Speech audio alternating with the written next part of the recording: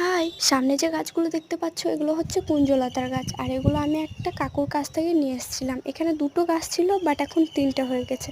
কারণটা হচ্ছে আমি গাছগুলো বসার কয়েকদিন পরই ঝড় হয়েছিল। আর আমি একটা গাছকে হচ্ছে লাঠি দিয়ে সাপোর্ট দিয়ে রেখেছিলাম, যেহেতু গাছটা অনেক লম্বা।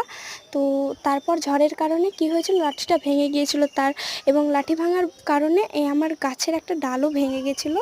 তো আমি ভেবেছিলাম হয়তো ওই ডালটা পুরো নষ্ট হয়ে যাবে, যেটা গোড়া থেকে রয়েছে সেটাই হয়তো থাকবে। তো আমি কি করেছিলাম, মাটিতে ডালটাকে বসিয়ে দিয়েছিলাম। কিছুদিন পরে আমি দেখছি ডালটা একদম বেঁচে আছে, আর অনেকগুলো শিকড়ও হয়েছে। মাটির বাইরেও দেখো শিকড় দেখা যাচ্ছে। আর দেন আরও একটা যে ভাঙা অংশটা নিচে মাটিতে ছিল, সেখান থেকেও একটা গাছ বেরোচ্ছে।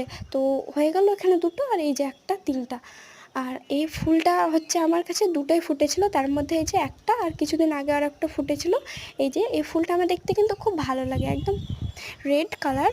আর এই যে ফুলটা যেটা ফুটেছিল সেটা, তো ওইটা আমি রেখে দিয়েছি বীজ করার জন্য। বীজ থেকে আবারও অনেক গাছ করব।